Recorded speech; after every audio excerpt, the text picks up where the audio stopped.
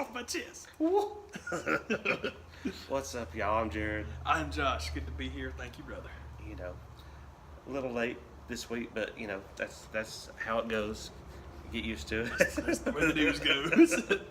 Sorry, it's a week when Aretha Franklin and Robin Leach are swirling in the I heavens. missed that Robin passed away. Yeah, man, I he saw that did. Neil Simon passed away. It's been a rough week, man. Neil. Yeah, man. So that got that out of her system. So, John McCain. At least he lived to see the animal crackers be released from their cages, and then, promptly passed. But it was one of those kind of news stories. It was like, that didn't already happen.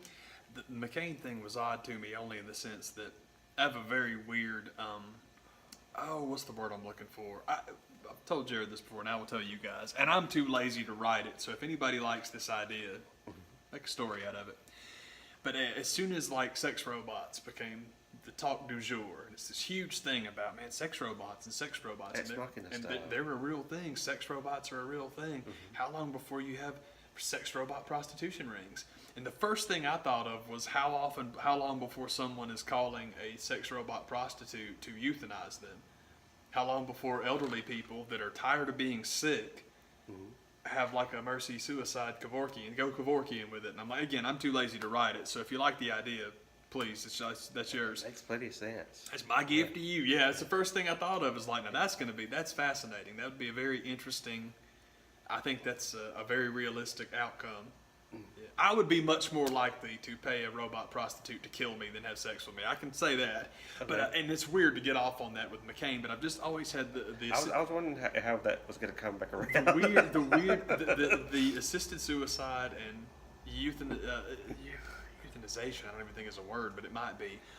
But when people are getting cancer treatment and they hit that wall and they're like, that's enough. There's something about that community of people that I just feel genuine sympathy for and genuine camaraderie with. So for the family to be like, this is it, y'all, and then it's hours later he's gone. I don't know how you make that decision, but I appreciate that you can make that decision, and good on you for. We talk about it all the time, man. Quality of life and quality of death are very, very big deals to me. Mm-hmm. So, I hate it, but at the same time, 81 years old and brain cancer, hey, man, don't make him or his family suffer for that any longer than they have to. So, there's a documentary that was out on HBO a few years ago. I've searched Amazon and eBay both to see if anybody would sell a copy of it. But it was about Jack Kevorkian. Oh, yes. And just how ahead of his time he was. Absolutely. I'm sorry that That's all good. Being ridiculous. I got to turn that stupid alarm off. Sorry, guys. That's my watch what you say about John McCain alarm. I don't recall the name of it, but it was. You don't know Jack was the one with that was Pacino, the movie. wasn't that it? was the movie version. Yeah. And there was actual documentary. Yeah. Well, you get Pacino and it's gonna be fine. But I think this one was one I'd probably rather have if I got to choose. Yeah, I've seen part of the Pacino movie and it was fine, but I'm with you on it wasn't Dr. Death, it wasn't anything like that. I know that you're right though. It was very, very interesting and very, very good. Yeah. And it's just one of those things where he's just a crazy old man killing old people. He wasn't that at all. He was not that at all, and none of years and years and years ahead of his time. Absolutely.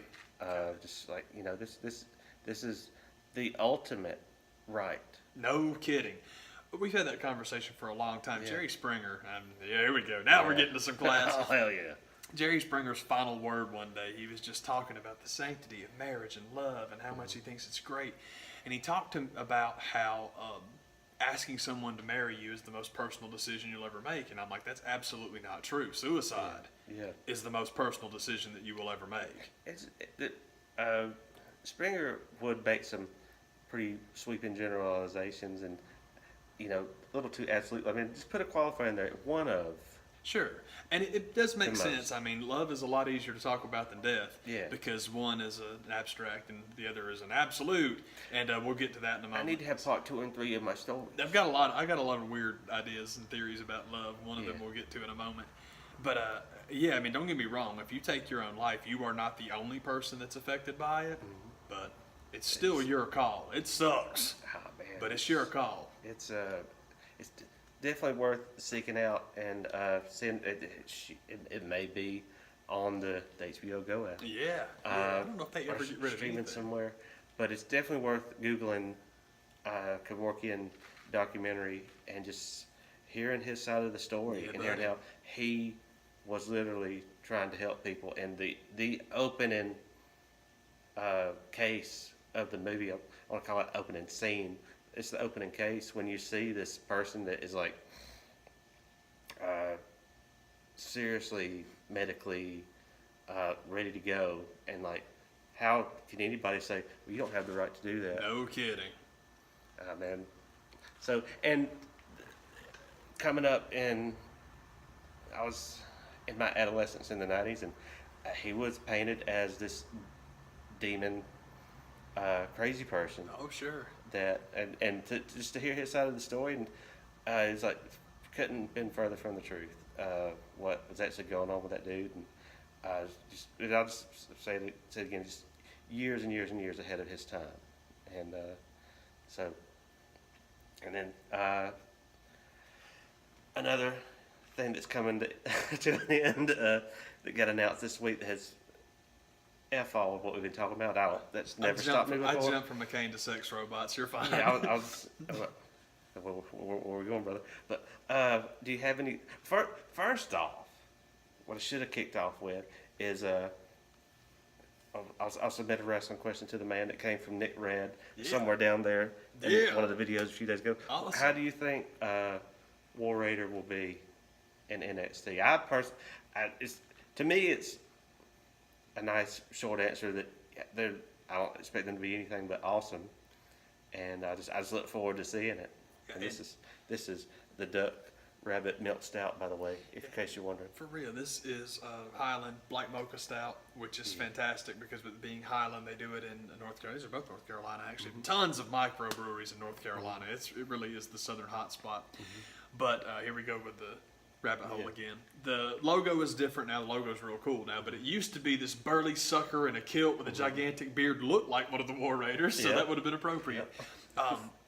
NXT specific, I think they'll be fantastic. I love those guys anyway. I was a huge fan. Got to see him a couple of times at Center Stage, which was very, very nice because, actually, I told the man, I don't know if I mentioned on the show or not, but Ray Rowe cut one of the best promos I've ever seen because he's out there doing the serious, thing, and it's a big deal. And I think it was the guy, somebody in the crowd started doing the Marty Skrull whoop whoop or something like that. He looks the guy dead in the face, and they cut this off television. There's no reason not to, because he didn't curse or anything, but it was just so old school and so neat. Remember, it's a Ring of Honor crowd who loves to be part of the show. And he looks dead at the kid, and it's like, shut up, and the guy did. The guy sat down, and all of us just got, it was like the teacher literally just whacked the table with a ruler, because all of us were like, yes, sir, Mr. Rowe. It was awesome. I couldn't believe it. I did too. I'm speaking from first hand. No need to be hateful about it. Woo, he was hot. I'm cutting a promo here, Sonny. That's all you had to say. That's all you had to say. But Don't need to be mean. I love them anyway. We discussed it when they first went up. That I think our opinion on the should you stay, should you go, NXT, ROH, all that stuff, man. It's totally. It's just whatever you want to do. Anybody that wants to go should go. Anybody that wants to stay should stay. The one dude that I'm actually thrilled with was Adam Cole because, again, it's just as soon as you see him, it's like top-level dollar signs. He's going to be so good. And War Machine, War Raiders, I hate getting it wrong because War Raiders is cool. I don't want to diss that. War Raiders, I love them. Again, tag teams just get messed up on the main roster, but questions about NXT. NXT treats their tag teams very well. I can't wait. Them versus Mustache Mountain, them versus I guess you still call them. Yeah, I always want to say Red Dragon, and that doesn't work. But the guitar player and Roddy Strong is going to be awesome. They all know each other. I mean, I'm very, very much looking forward to anything they want to do with those two cats in NXT. It's going to be fantastic. Before I forgot that my announced the thing that's going away this week, and I don't know, it's kind of overdue. But do you have any thoughts on the they announced that the cancellation of The Big Bang Theory. I This will be the last season, which, you know, it's kind of nice. It's better to know going in. totally I think, agree. than after the fact, you know. Don't come back. It's weird. I came across a video that was discussing that too, and the reasons they gave all made sense. One of the interesting ones is like, well, it's just, you know, it costs so much to make, and I don't know why it did not occur to me what they meant when they said that. But then they start breaking down what the salaries are, and you've got like 8 main characters, and they get $1 million an episode. I'm like, well, of course that makes sense. But the primary thing, that the point they were making was that, yeah, the ratings are still good. Even after 12 years, the ratings are still good. But your money's in syndication. And I'm like, yeah, it is. And they're already syndicating, but it's like I guess they're making so much in syndication now. It's like, man, why don't we just cut off the production and the overhead and just make that? I'm like, that's cool, man. I think the show. I think that's one of the things that hurt it was getting run to death on TBS. Dude. It's like, man, this used to be fun to watch. And it's still going on. It's like, man, Yeah. let's just wrap it up, and you guys can do that forever, and we'll take the revenue, and it'll be fine. I'm cool with it. I haven't watched it in a long time, so I just don't. And story-wise, I mean, I'm out of the loop the past 2 seasons, but now that everybody's married off, it's kind of like, what else is there to do? Don't you have to be out of stories? Yeah. Yeah, because my ending to the show was stupid, like when I signed off, and it had nothing to do with it not being good. I still really liked it. I just thought it was a cool ending. It was the one where Howard went to space. Yeah. I loved it. I'm like, that's the end. I thought that was just fantastic. I love that. It's a good last scene, and it felt real good. And almost all the episodes up to that point I really enjoyed. And I'm with you. I only say that just to say that, like you said, I don't know where they're at on the story either, but 12 years is a long time. And if you say you're out, I believe you. At that point, when at the end of that season, I think that was probably like 4 or 5. I think it was 4. I think you're right. The bangers were coming out a lot more consistent. Yeah, man. They're nearly as consistent anymore. Because I mean, how many times can you make the same joke over and over? And and apparently the answer's 11 years, because now they're done. 11 seasons and an announced 12. That's right. The last season for all those things we haven't done already, which is nothing. And even so basically they essentially married everybody off now, except for Raj, who I think they should have kept gay. And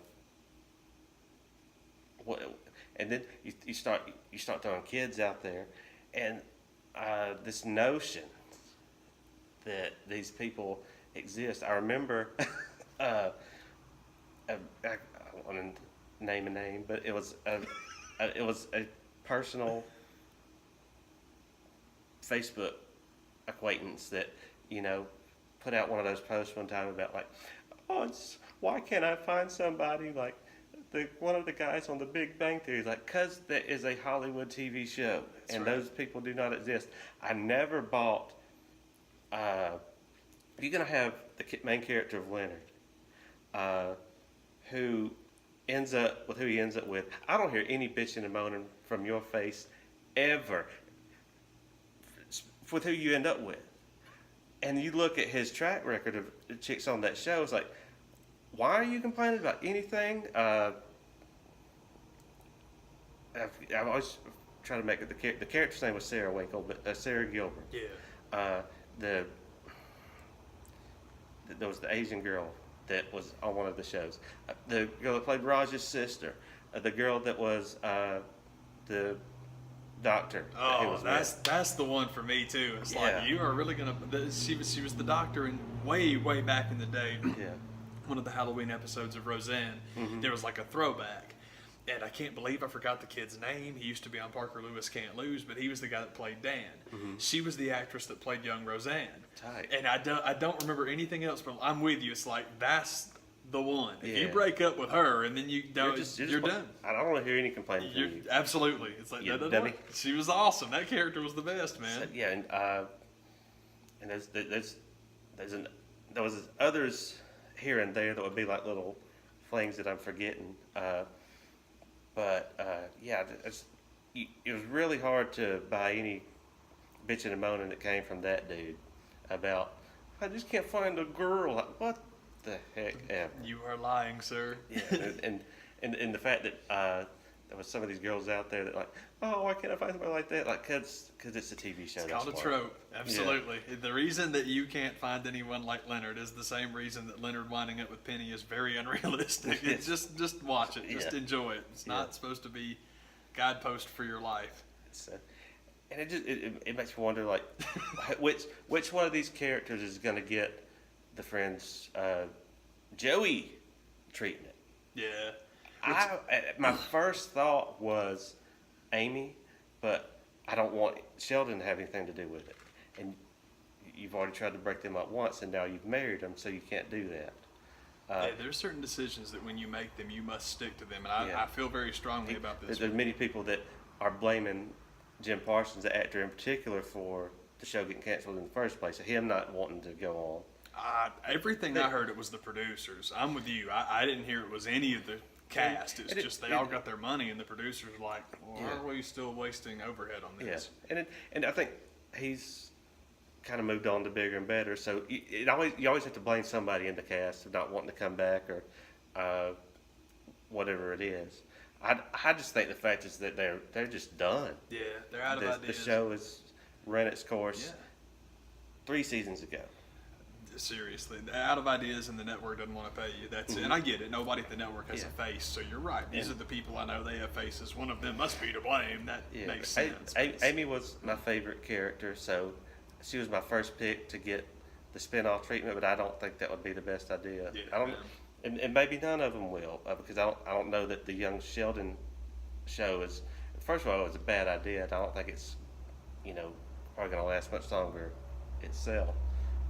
But did you have somebody you think are going to keep going? Not really. What I was going to do actually was throw it back to Joey for a second, because it's one of the horrible tragedies of the juggernaut, crazy, paradigm-shifting success of Friends, is that Joey's standalone show was fantastic, and nobody knows it because people that were turned off of Friends didn't turn it on, and therefore when you don't get Friends-like numbers, it's like, oh, this isn't a success at all. It's like we were talking earlier, because of course I have to defend Solo all the time.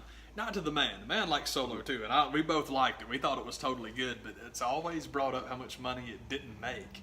And it's kind of like Joey and Friends. It's like, oh, this is terrible. Nobody's watching. It's like, actually, a lot of people are watching. It's just not that many people are watching. So not making as much money. And it's what drives me crazy about Avengers and Infinity War. It's not anything like Black Panther, the $1 billion club. Not anything Marvel does that doesn't make $1 billion. Oh, what a letdown! That's so terrible. Well, man, $750 million. Darn, that's ridiculous, man. Losers. God, these guys are terrible. They've really done it now. They've run out of ideas. Oh, speaking of hitting the wall, though. Apparently Netflix is doing a second season of Iron Fist, which really shocks me. I would have lost that bet. I'd have lost that bet. I think it's almost like some of this stuff, the deals get signed way too soon. Like, well, now we're committed. For real. Like, well, I guess we have to. You guys want to keep the Disney movies, don't you? Then get cracking on Iron Fist too. Okay. Yes, sir. Yes, sir, Mickey.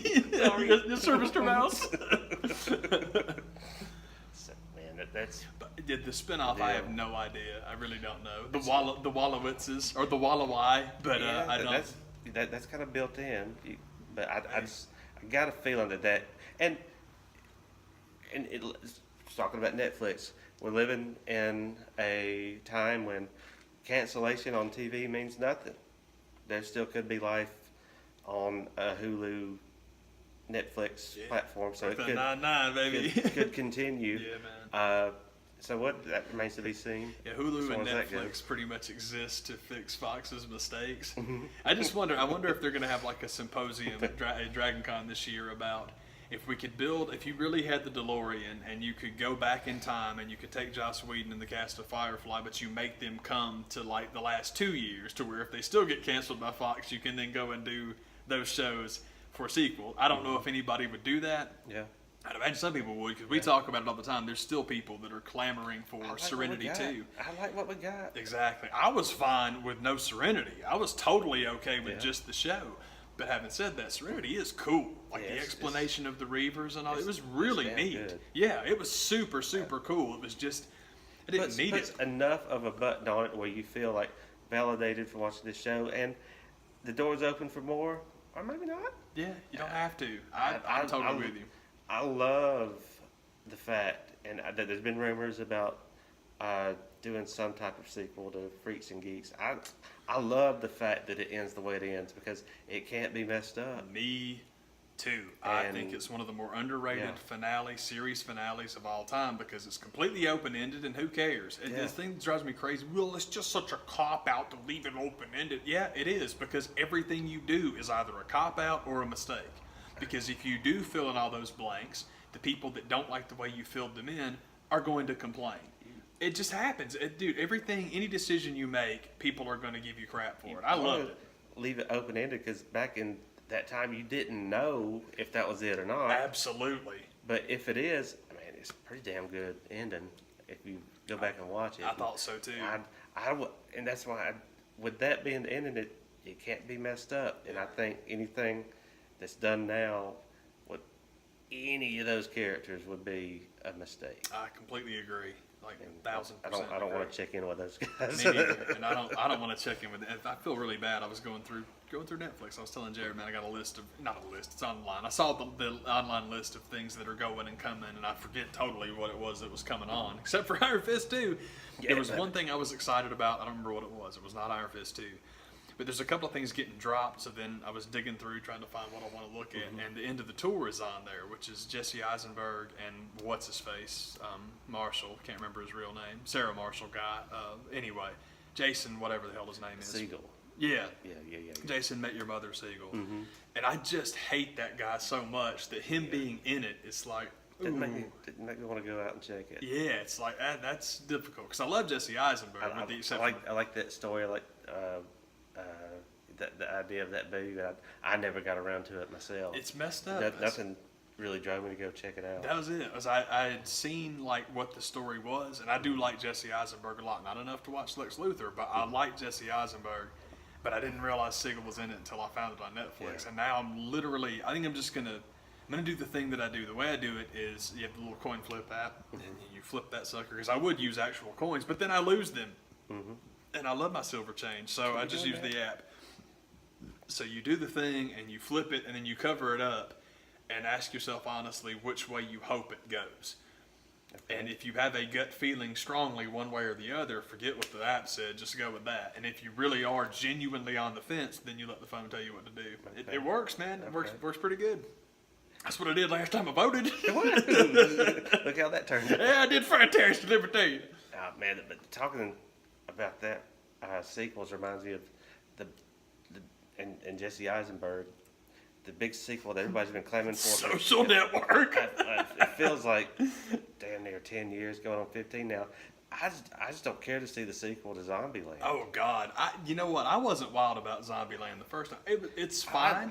I like that enough, but it played out as heck, and I just don't care to see that sequel. If it had happened 2 years after, fine. Man. But there's been such a gap now. It's like, who cares? Nah, I don't want to see it. I'm I the like what same we way. got, and it can't be messed up if you don't do another one. But apparently they're going to do it. So Yeah, well, that's my thing with like skipping sequels. I feel the same way. It's like, man, if I never watched the thing, it might as well have never happened. You Yeah. can tell me anything that happens in it you want to, man. I don't really care. I didn't see it, so you can't mess it up.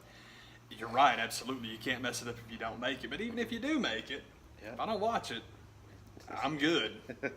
didn't show up in my playlist. Seriously, man. So that's I learned my lesson with episode 3. Yeah. By the way, I was watching something the other day where it was talking about how still the greatest lightsaber battle ever. And I'm like, are you out of your mind? It's a dance routine. And that's Oh, yeah. okay. I mean, it's totally okay, but it is so choreographed and so unbelievably overdone where literally the goal is 10,000 lightsaber strikes a second. Well, no, it's because they're both so good they just negate each other. Well, do you really need all the gymnastics in between then? Just stop. Stop trying to make me excited. That's my biggest frustration with Star Wars fans now is kids that loved the prequels, that hate the new stuff, and now want to talk as much crap about the new stuff as was talked about the crap they grew up on. It literally is the cycle of Hogan to Rock to Cena to Reigns. Happens everywhere. And instead of just digging the thing you dig, you really missed out because, God, it was so cool when the older kids made fun of Hulk Hogan, so now I'm going to trash The Rock. And it's like, y'all are pathetic. Pathetic. My final episode. Don't. It doesn't matter how we get there, but I think my closing episode of Big Bang Theory is as long as they kill off the character Stewart, everything will be fine. Yeah, if Stewart can one of two things. He's the only one that gets offed, or he's the last one standing. One of the two. Either he dies or kills the rest of them. I can live with that. Bathed in their blood, Kevorkian style. Yeah, for real, man. He goes on to, I'm the spinoff. Do you remember the crazy kid that took over the comic store for at least that one episode that was just there? Yeah. I think he should. The Ritzy comic book. I think he should murder all of them. That should be the end of the series. I don't know if that's true or not. I told him to come buy my coffee at the bookstore. Coffee. Yeah, I don't have any idea how they should end the show. It's cool with me, but I am totally with you on the Parsons thing. Kill Raj. You are making stuff up, man. It's just it's man. There always has to be that. We gotta blame somebody. Yeah. James Gandolfini didn't want to come back to Sopranos. Okay. It's always somebody that. Yeah. Seriously. Making the either whoever's making the most scratch, and man, he's just from the stuff that he's done from outside recently. I mean, was like, and it's too late. I think for most of them because they're going to be seen as these characters. I think for definitely the rest of my life, and cash out while it's still kicking. It is one of them things, man. It's great to have good agents and it's great to have good contracts, but as soon as the production doesn't want to pay you anymore, they don't pay you anymore. It stinks, man. but and that's the whole thing about. Everybody retires when they can't get hired anymore. For real, it's James Gandolfini's fault. Why? Because he negotiated the best deal. The studios and the networks usually decide. Thank God, because boy, when they don't, man, when shows just go on too long, which Big Bang Theory has. Yeah. It's ugly at the end. Ask Roseanne. Yeah. And it's not that Roseanne had a terrible finale. Roseanne had a terrible last 3 years. Yeah. It's like, man, that show turned to crap. The last season of that show takes a lot of the abuse, but there wasn't nothing saving it. Nine was more. I think 9 was the last one. 8 was worse than 9. It's just that. The thing that ticked everybody off about 9 was they killed Dan, and boy, we undid that. So it's like, okay, I did that like a mofo. Yeah, whatever, man. It's cool. But yeah, most things, in my opinion. That'll be the final episode of Big Bang. Is Leonard Hofstadter wakes up on the set of Roseanne next to Sarah Gilbert, Darlene, whatever her name is, Sarah Winkle, and it's Newhart style. I think the last scene of the Big Bang Theory, I don't know how you do it, but you need to have some type of heartwarming tete-a-tete, not really, you don't want an argument.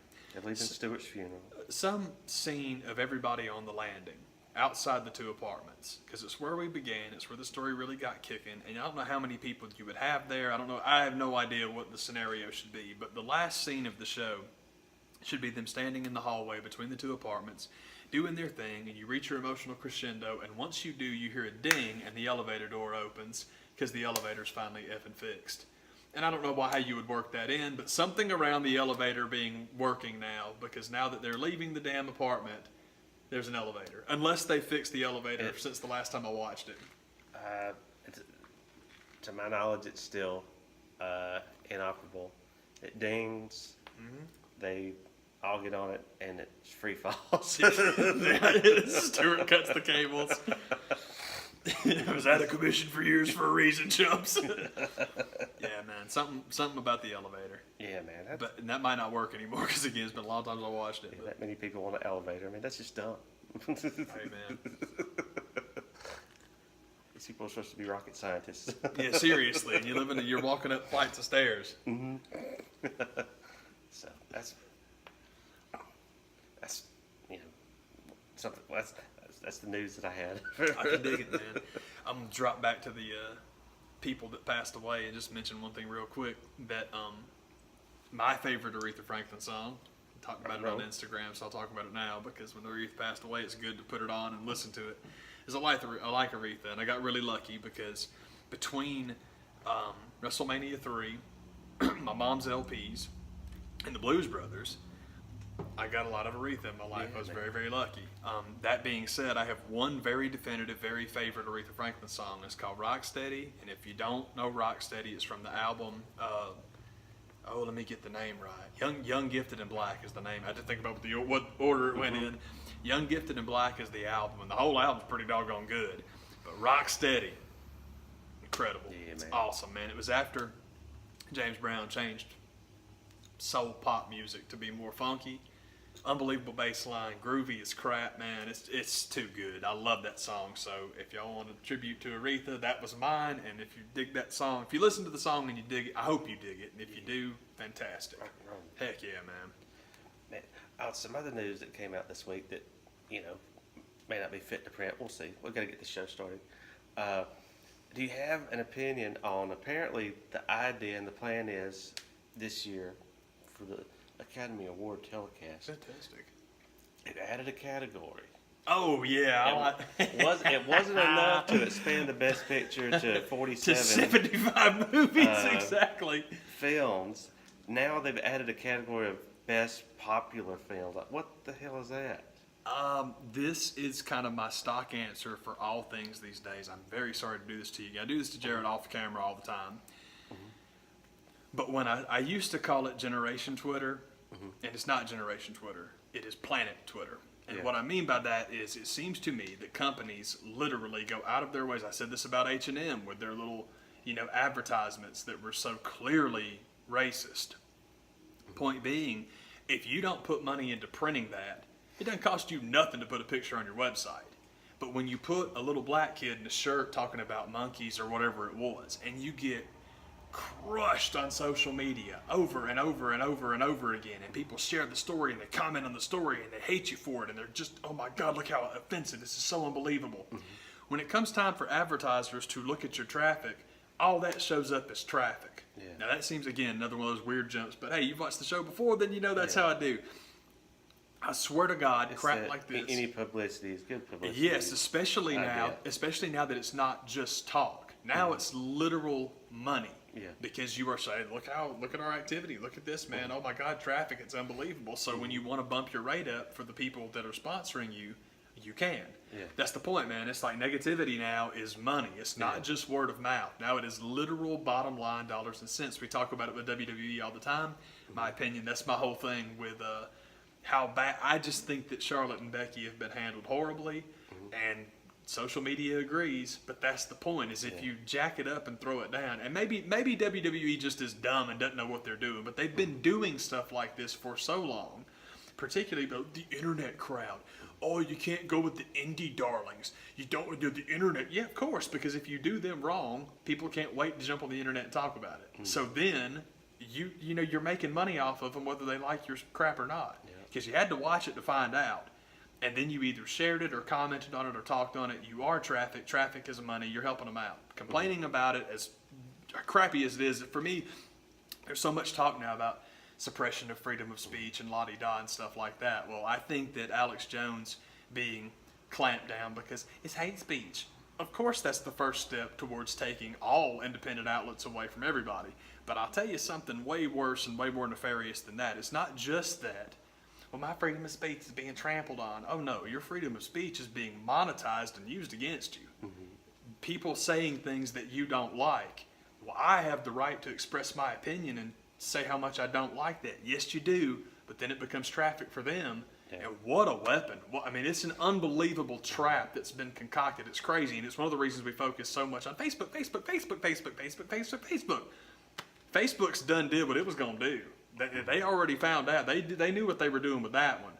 But Twitter, it's very interesting, man. Literally, it's monetizing your right to speak your mind about things you don't like, and it turns into money in the pockets of those people that said the things you don't like to begin with. It sucks, but that's what I think's going on. And I don't know how in the world I got that. Oh, yes, I do. I know what we were talking about. We were talking about the popular films category. Yeah.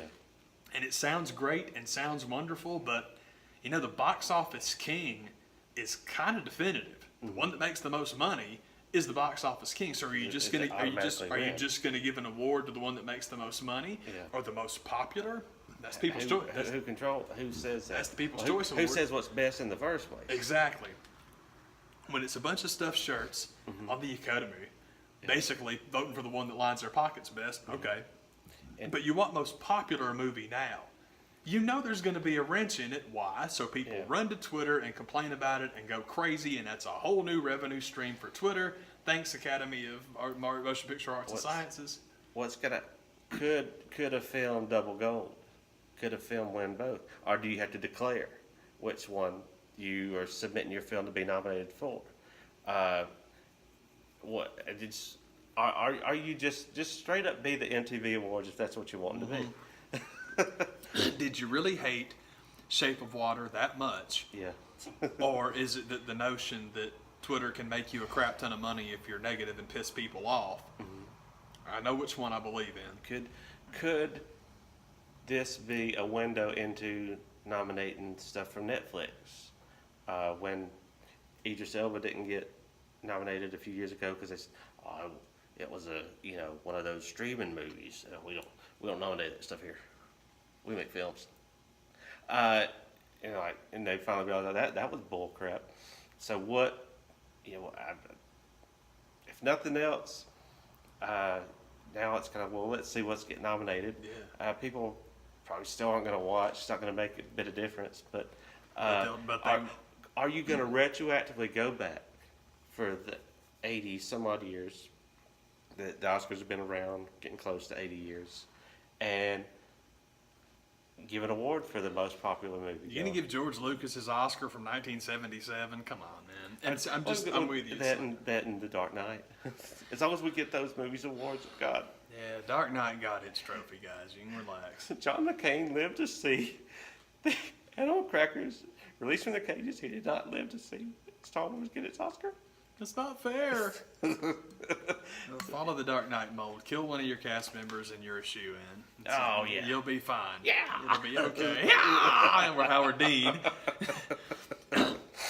But yeah, man, it's a ridiculous theory, except that I see it too many places, and it's like, that's what they're doing. It's just another avenue. We talk about this sometimes with baseball, when baseball expanded the playoffs and have the one-game playoff, because one-game playoffs were very exciting and very rare, so you concoct a way to do it every year. And so if you have loved the backlash Twitter doo-doo storm the last couple of years where La La Land didn't win, and I'm not really sure what the one that people got so upset about this year was, man. I know some people that were really pissed off that Lady Bird didn't win, and I know that huge Twitter talk about, what was it, Moonlight? Just because of the kerfuffle over, this one, no wait, So basically what I mean is the last three Best Picture winners have made Twitter melt down. Yeah. Have you just found another way to create more controversy? That was a work too. Well, that's my point. Yeah. No, that's entirely my point. Social media ain't never been nothing but a work. My point now is that you are building a new category for yet another crap storm. Oh, yeah. If the idea, if what you're trying to do is, the Oscar telecast, the ratings were the worst ever last year, and you got to do the Grammys model and take some of those awards and do the in ceremonies recorded earlier thing over. Some of them can cut some of that stuff down. All you need to do is actors, actresses.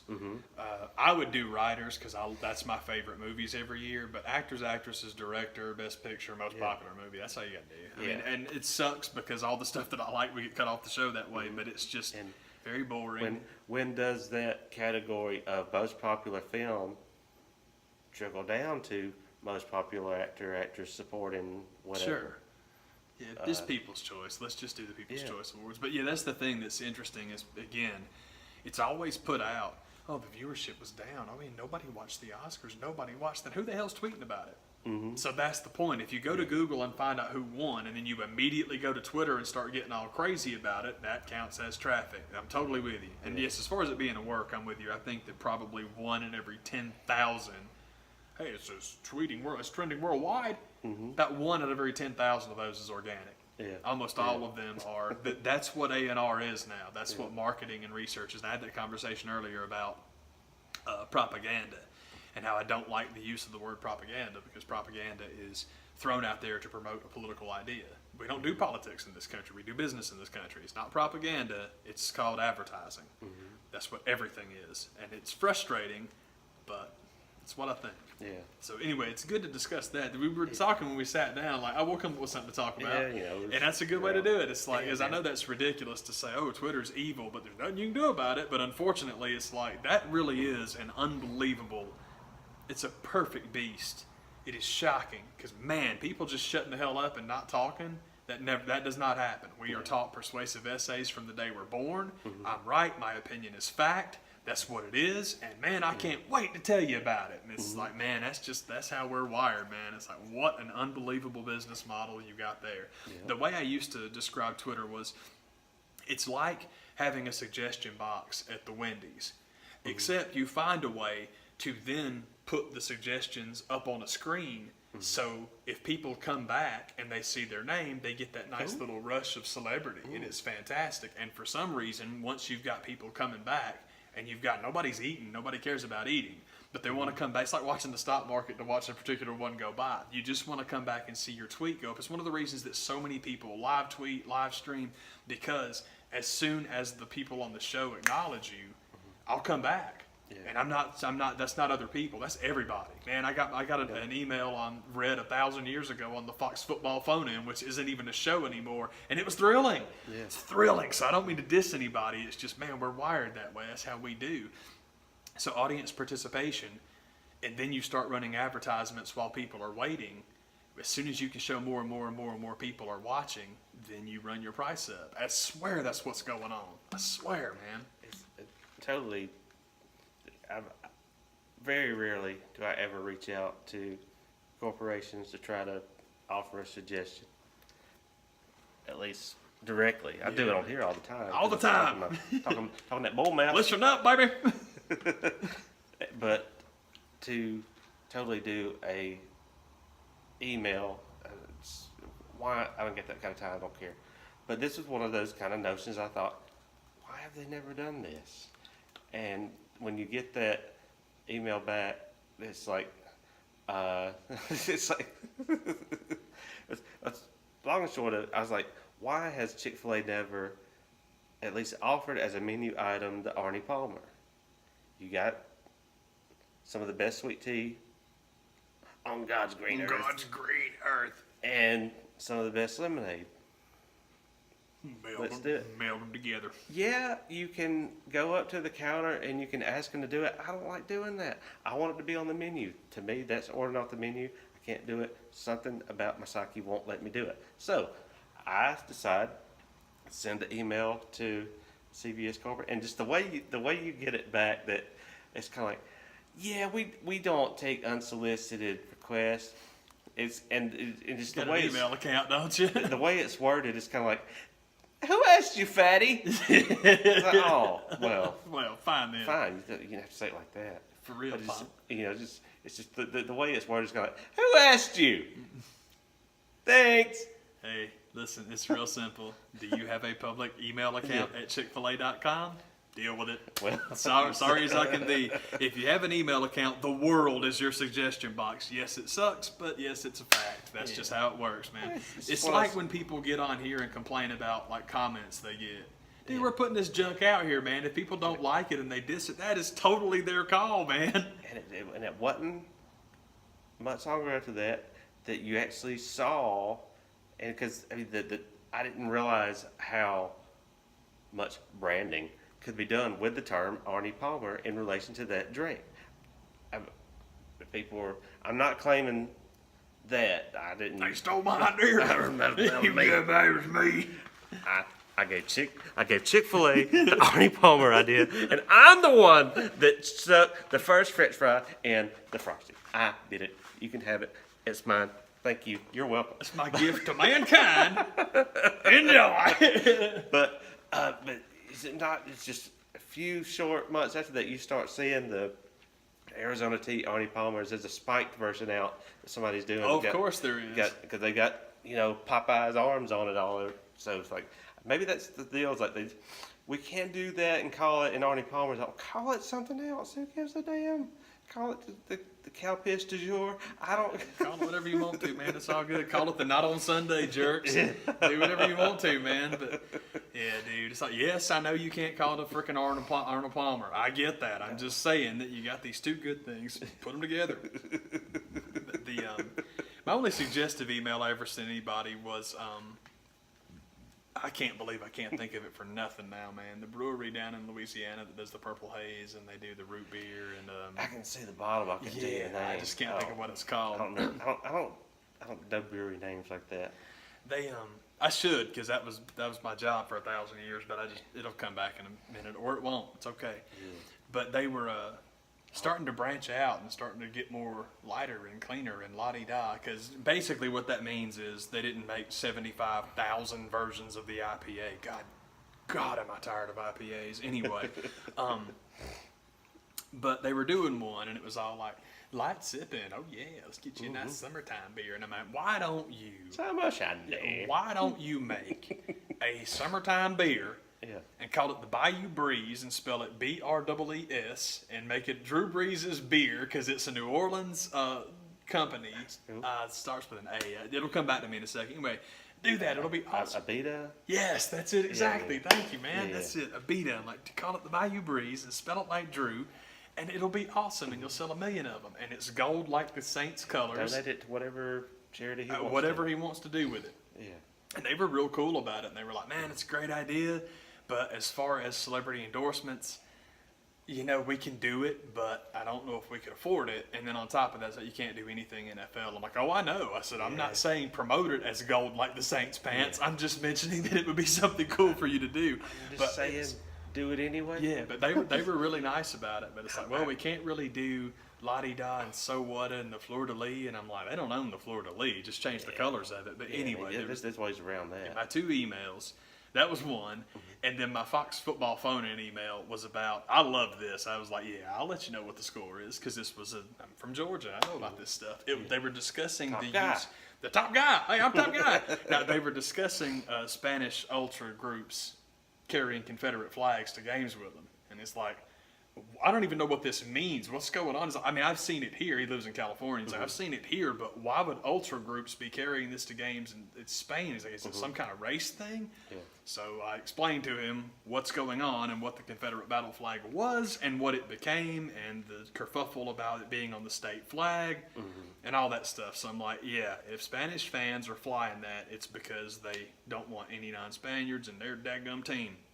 Because racism apparently in Spain is apparently off the chart. Maybe not off the charts for just normal Spaniards, but in soccer supporters groups is pretty bad. France too. Like Leon played a game today in an empty stadium because they can't keep their fans from talking crap about the African players. We got this idea that we originated racism here. They go next level. Oh, it's overseas. Different. It's very different. It's like they don't. It's not like.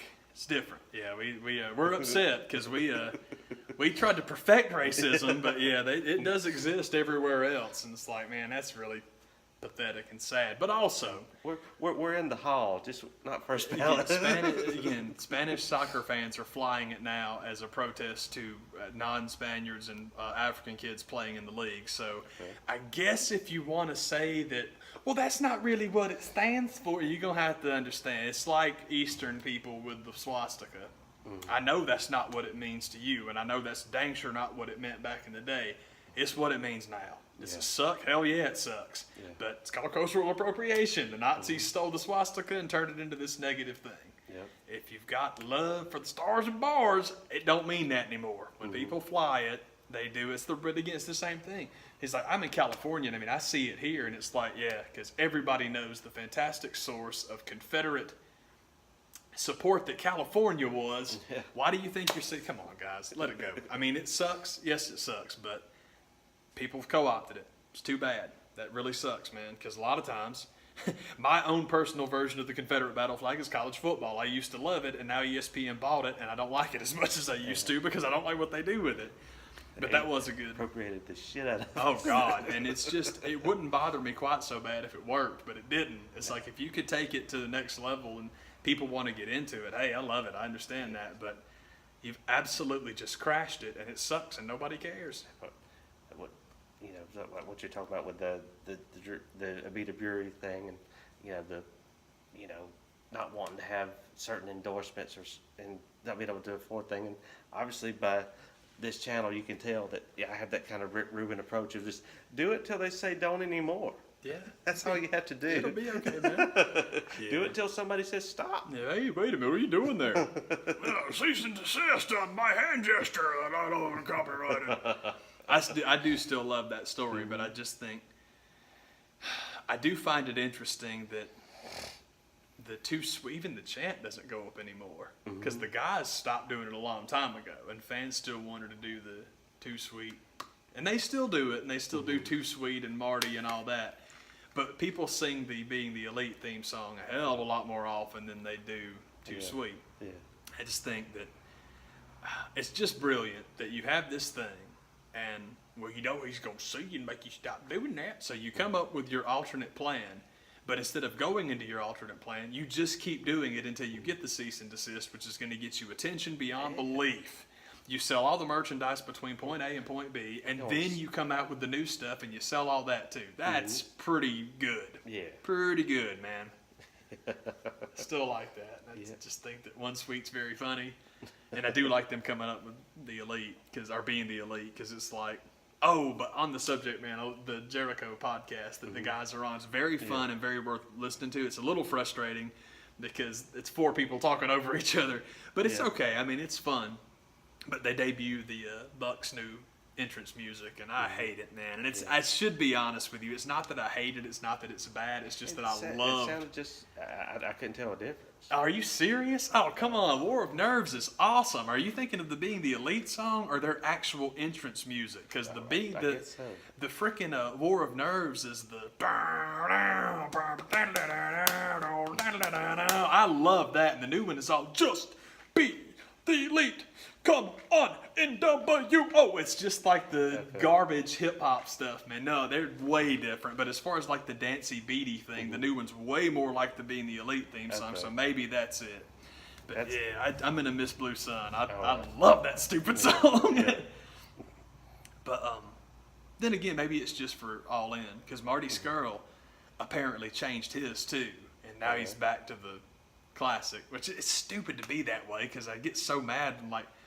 Shawn Michaels and Randy Orton keep the same thing for 100 years, so it's just dumb. But the thing with Blue Sun is I just loved it. So holy crap, that's awesome. So I'm gonna miss it, but I think it's on iTunes or YouTube. It's everywhere, so you can listen to it anytime you want to. So what I'll do whenever they're on TV, I'll just turn the volume down and play the old one, and then cut it off when they get in the ring, turn the sound back up. It never changed.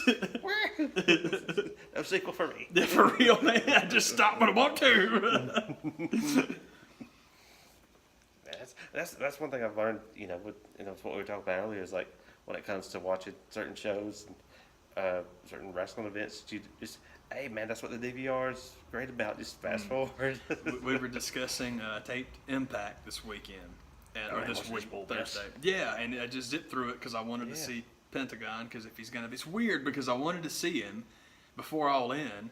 And now I'm not going to watch All In, but it's not. It sounds bad. It's like, well, now that I've seen Pentagon, I don't want to see All In. It's like, we talked about it, man. We were kind of on the fence anyway. And I don't know. I think I'm just okay finding out. I don't know why.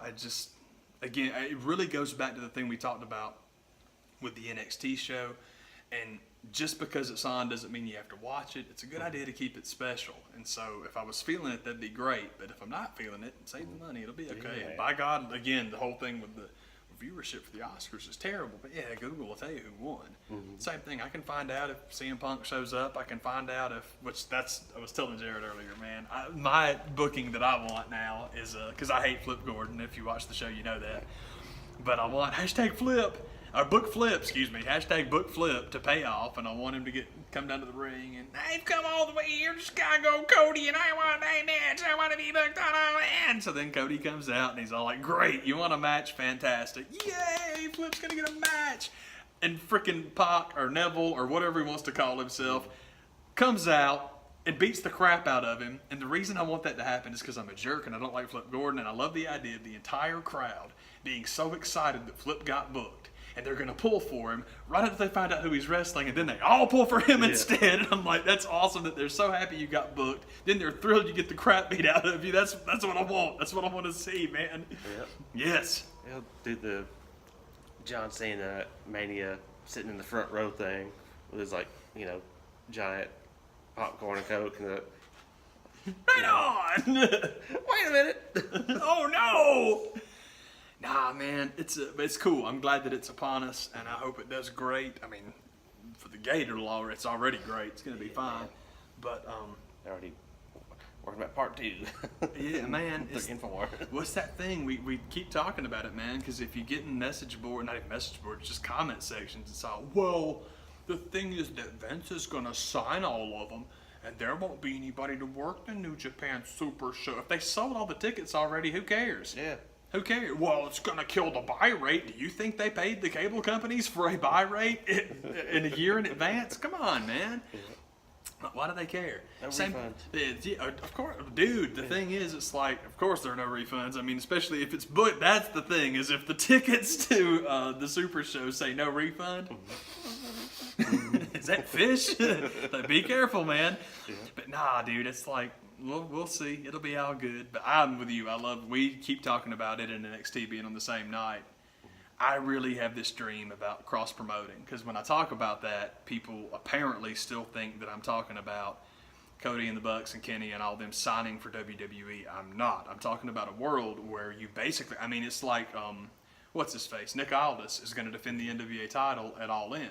And All In's not a Ring of Honor show, and it's not a New Japan show, but those guys are going to be there. Nick Aldis is not then beholden to Ring of Honor or New Japan. It's not why can't everything be like that. It's how long till everything's like that. I swear it's coming. Because that was the whole thing with Jericho talking about, oh man, he's thrilled about All In. Oh, he's excited. He loves this stuff. He loves the competition stuff. And I don't think he's making that up, because again, the horrible secret about ECW is that Vince McMahon pretty much paid for that first pay-per-view by himself. Yeah. He doesn't care, man. That stuff doesn't bother him a bit. It's like we talked about the whole thing with the cease and desist being a work. Why not? And either way, that story is just awesome, because it's the opposite of the things that drive me crazy when you have this one outcome that you can only do one thing that works for everybody. Meanwhile, the thing that's so cool about Bullet Club versus WWE is if every bit of it is scripted, if every bit of it is fresh and live and organic, no matter what's been done up to this point, it's worked for everybody. It's free advertising for everyone, man. I mean, it's like, well, the Ring of Honor's cutting into Vince's business. You think so? Somebody should have told Fox. Yeah. Yeah. That's my thing. It's like, because you're right. The house show, you're right. The house shows suck. They need to not do them anymore. Yeah. Well, people don't go to SmackDown tapings. You're right. They don't. But back to the point I made earlier. Major League Baseball, the NFL, the NHL, all the sporting entities on the planet Earth, man. How often does WWE promote the fact that they have more Twitter followers than any of them? Mm-hmm. All the time. Yeah. All the time. Now, I know it's crazy, but again, just remember, the box office revenue, there are certain shows where box office revenue is what it's about. What it's about. Mm-hmm. Not all of them, though. And certainly not the Big Daddy. Once you get big enough to start selling stock, you don't care if people buy tickets or not. It's great if they do, but you don't care if they do. And especially for something like WrestleMania. I was discussing this the other day about Ronda and Charlotte headlining WrestleMania. Well, it'll never draw as a main event. It's WrestleMania. It's gonna do. Who cares about a draw? Exactly. It's like every ticket for that sucker's gone before it's printed, man. What are you talking about? Yeah. Doesn't matter. Well, it's like, no, it's not about that. It's not about the draw. The tickets are going to be gone. Mm-hmm. The buy rates are what they are, but if you can get that crossover with UFC, which everybody thinks you're going to with Ronda, and maybe you will and maybe you won't, that's a great bonus. But the other in-the-bank guarantee that you have with anything Ronda Rousey is crossover media. And that, going back, we pegged it, we called it, we said that was the whole point of Brock Undertaker, and it was, and boy did it work. Yeah, it sucks that Taker lost. Well, he didn't really lose, he was concussed. Man, we still making excuses about this fake thing. We still making up stuff. Come on, it's not. Of course they booked it that way. Of course they did. And I'm a punk who doesn't believe anything, but when they say, well, Undertaker didn't know about it, Vince told him as he was walking to the ring. Okay. I think it's easier to believe they all knew what was going on, and that was the whole point. When Undertaker went to that UFC fight to do that, you ready to go? You want to do it, or whatever the hell he said? But here, Yeah, whatever it was that he said. You gonna do it? They knew what was up then. you gonna do it? They knew. I swear, if they didn't know what was up then, I think they knew what was up then. Yeah, man. It And it's great.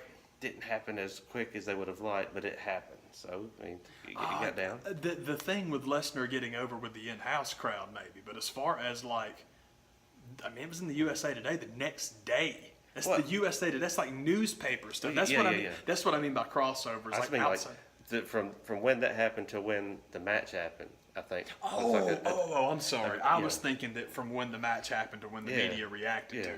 it. I apologize. There was a That's little bit of a delay, but it got there.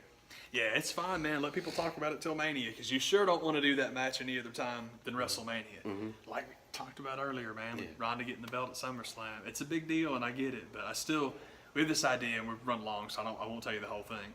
But basically, Clash of the Champions, merging the women's title, because I think having a world champion on both shows is stupid. I just think it's stupid. Alternate every week, it's no problem. It'd be great. Do that across the board. Yes, I think so too, man. You got Charlotte, you got Alexa, you meld them together in the main event of Clash of the Champions. So then you have women headlining a pay-per-view that's not an all-women's pay-per-view. That's history. No one's ever done it before. Well, we love throwing history nuggets at Alexa Bliss, so let her win. Yeah. If you were going to have Ronda Rousey beat her for the darn belt anyway, then, okay, give her both of them. No problem. Yeah. And then Charlotte can go do her thing, because she didn't really do anything until recently, and Alexa can be champ. And think about how much crap she get to talk about being the first woman to win Money in the Bank, the first woman to this, first blah, blah, blah, blah, blah, all these first things. And I think that would be hilarious if the champ is in the Money in the Bank match and she wins that too, and it's all like, well, now who's going to challenge me? And it's, don't do it with Ronda. Don't do it with Ronda, because I thought the coolest thing would be to have Alexa Bliss merge the championships and then have undefeated, ass-kicking Asuka wrestle her at WrestleMania instead of Charlotte. And I love Charlotte to death, but having Charlotte beat Asuka was a big mistake, because if Asuka never loses Necessary.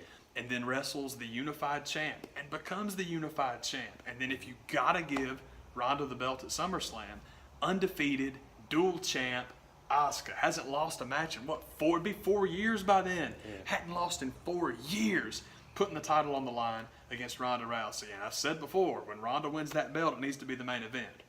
So if you got to do it at SummerSlam, do it at SummerSlam. But what's the next pay-per-view? What's the all-women's pay-per-view that nobody can stop talking about? Ronda Rousey versus the 4 years undefeated champion of the company is the main event. That might get you a little attention. That might have worked. It's just so frustrating, man, because it's just none of that stuff is necessary. I didn't think it was necessary. I thought our idea was better. Yeah, man. Yeah, and I love Charlotte. Something me to diss her, but her beating Asuka I thought was not right. It's bad timing with that one. Yeah. It's, Just didn't need that win. The win doesn't do anything for her. That's the problem. All you've done is end the streak. That's all you did. It's frustrating. yep. And get beat by Carmella. Yeah, which makes even less sense. Yeah. And one of the reasons I say it makes less sense is because everything that you did with Carmella and Asuka, why would you not do that with Charlotte? Yeah. Charlotte can take those losses. She is, and they should make her look great too. And it's not that Asuka can't work. It's just that Asuka can beat the crap out of you. And she's a good worker, but Charlotte's better.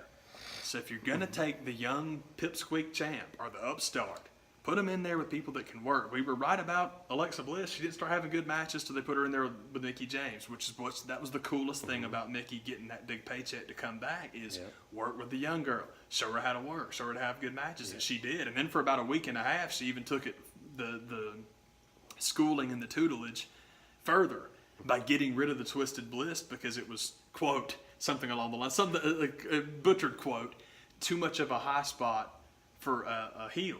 So nah, people show up and they want to see the big pretty moves. They want that from the baby faces. I ain't no baby face. I love that. I'm like, nah, that's freaking awesome. That's a cool idea. Now she's back to doing it. And it's not her fault. I don't think she changed her mind. I just think that, Kevin Dunn changed his. Yeah.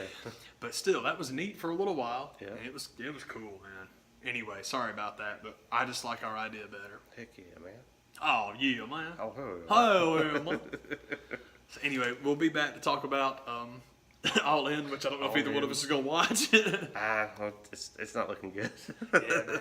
We'll watch that pre-show. I'm going to tape the pre-show. Yeah, I'll check that out. Got to see that. My dudes are on that. why not just watch that? That's what happened to me. As soon as they said the Briscoes were on the free part, I'm like, well, shit, I'm good. So I'm good, man. There you go. There you go. There you go. That's some of that crossover stuff I want. Briscoes versus, this is it, I promise. Briscoes versus Usos, man. Because man. That's what's they up. Usos owed him some merch money. Oh, that's talk about call-ups to the main roster of NXT, man. WWE going after the Briscoes is years overdue. I think that I don't know if the money wasn't right. They just don't want to do it. That's what I'm wondering, because Jay Briscoe's got that Undertaker stroke in Ring of Honor. I mean, him and Jay Lethal are the guys. Jay Lethal is one of the guys I think WWE really missed the boat on, because I think he would have gone. And where has he ever not been a success? Yeah. That's very frustrating, man. Yeah. Jay Lethal is that's one of the guys that's there. There's a couple of guys in Ring of Honor that I'm like, what are you doing? Yeah. That's one of them. Dalton Castle is one of them, because man, if you can't make money with Dalton Castle, what are you doing? Yeah. So I don't quite understand why he's not there. But at the same time, I don't want to mess nobody up. But I guess it just makes me ill that we decide, you know what would be good is a non-white guy in the main event picture. We still got Bobby Lashley's number, and Bobby may be great, he may be awesome, but I know that if we're just talking about it, if all you want is a champion that's not a white guy, I know I'd have called Jay Lethal first. Yeah. And I called Jay Lethal for a hell of a lot of other reasons than that, but hey, if that's what it comes down to, if we just want someone that we can sell, man, Jay Lethal, man, yeah, he's man. awesome. He can do that Randy Savage impersonation I know you love. He can cut Ric Flair. He can cut Ric Flair promos. Yeah, that's double whammy right there. I love the Flair. I'm with you. I think it's great. But and then when he's just Jay Lethal and just kicking it and doing his thing, guy's incredible, man. It's awesome, man. I love that guy. Anyway, that's way too much talk. And Jay Lethal, I don't think is on the pre-show, but he's in. It's whoever wins the battle royal gets to challenge him at the show. That's what I keep thinking he's on the pre-show, but he's not. That's why he shows up on the poster, like he's standing over the ring, like the thumb up or whatever it is he's doing. Man, that's what's up. Take it. Thanks for watching, y'all. I'll see y'all. See ya. Ah.